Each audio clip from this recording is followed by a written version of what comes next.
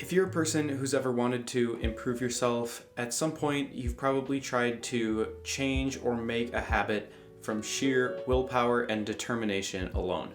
Maybe you wanted to eat less fast food, learn how to paint, or maybe you wanted to start a habit of running. But no matter what it is, I'm willing to bet that at some point you failed. If this is true of you, you've probably experienced what those in the productivity world like to call resistance. Resistance is a kind of mental block that opposes doing any kind of hard work. It's that little voice in your head that tells you you can wait a little longer to start your essay, you can lay in bed a little longer before you get up, or you can eat one more candy bar before you start eating healthy. But as you probably know, this little voice doesn't stop at just one more, and most of us, myself included, tend to push off work until we either give up entirely or the pressure of a deadline forces us to start. And of course, in the long run, none of us want to continually push off important work, but overcoming resistance in the moment is a lot easier said than done. Yet there seems to be a group of extremely productive and successful people that seem like they can constantly be checking things off their to-do lists, and they never give in to resistance.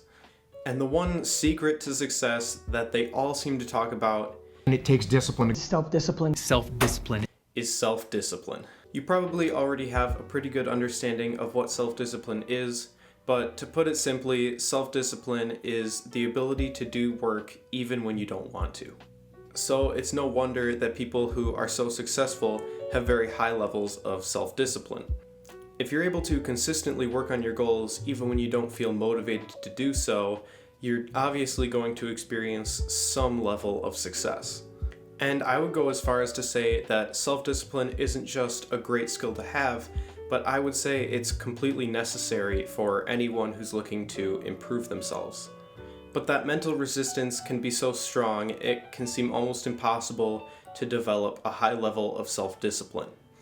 But nonetheless, it can be done, and in my opinion, there's a really good way of going about it and a really bad way of going about it, and I want to talk about that. Let's say, hypothetically, you want to make a habit of running in the mornings, and you get off to a good start. For the first few days, when your alarm goes off, you get out of bed, get ready, and go for a decent run.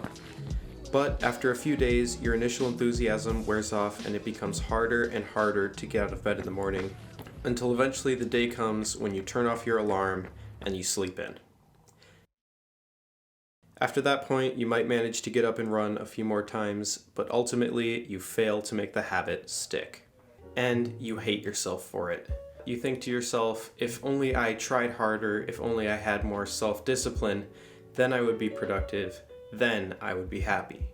And I think when I say it out loud like that, it's pretty obvious how that mindset can be really self-destructive. If you beat yourself up every time you don't succeed, you can get in a constant state of dissatisfaction with yourself and your goals. I've seen it in myself and I've seen it in others, but if this constant cycle of failure and self-abuse continues, I only see two possible outcomes. One, you decide you just don't have what it takes to reach your goals, and you completely give up. You eat garbage food, you waste all your time on TV and video games, and you don't go anywhere near anything productive. Or two, that anger and frustration you have with yourself becomes a kind of motivation. Work is the only escape you have from those negative feelings, so you start forcing out other aspects of your life to meet your ever-increasing standards. And ultimately, the work you started to bring you satisfaction becomes a source of unhappiness in your life. But luckily, there's a way to go about self-discipline that doesn't involve such self-destructive methods, and that's what I like to call the video game mentality. When I'm playing a video game, I don't have the fear of failing or dying on a level, because I know in a few seconds I can restart and try it again. In fact, in some video games, I can die dozens of times on a single level before clearing it. But when I fail at a video game, I don't beat myself up over it. Instead, I take it as an opportunity to see what went wrong on that particular attempt, so I can hopefully change it in the future. And because I view failure in this way, when I fail on a video game level, instead of being a bad thing, it becomes an opportunity to try again with a better understanding of what to do. And it's through that process of failing and correcting my mistakes that I'm eventually able to beat the level. And it's actually part of the fun. If there was a video game that you never died or got stuck on, you'd call that a pretty boring video game. And I found that that same mindset can be applied to improving yourself. If you're trying to change a behavior and you fail, instead of viewing it as a bad thing, think about it like you would think about a video game level. Instead of beating yourself up over it, you take it as an opportunity to assess the situation and see what went wrong. And once you figure that out, you can try again with that knowledge to hopefully avoid making the same mistake again. In shorter terms, it's better to accept and learn from failures instead of dwelling on them. So now let's try that whole situation again, but this time with the video game mentality. Let's say, hypothetically, you want to make a habit of running in the mornings. And you get off to a good start. For the first few days, when your alarm goes off, you get out of bed, get ready, and go for a decent run. But after a few days, your initial enthusiasm wears off and it becomes harder and harder to get out of bed in the morning, until eventually the day comes when you turn off your alarm and you sleep in. After that point, you might manage to get up and run a few more times, but ultimately you fail to make the habit stick. But this time, instead of beating yourself up over it, you accept that you didn't meet your goal, and you take a minute to assess the situation and see what went wrong. And maybe then you realize that the pressure of running in the morning makes it a lot harder for you to wake up early, so you decide to run later in the day to make it easier to get up.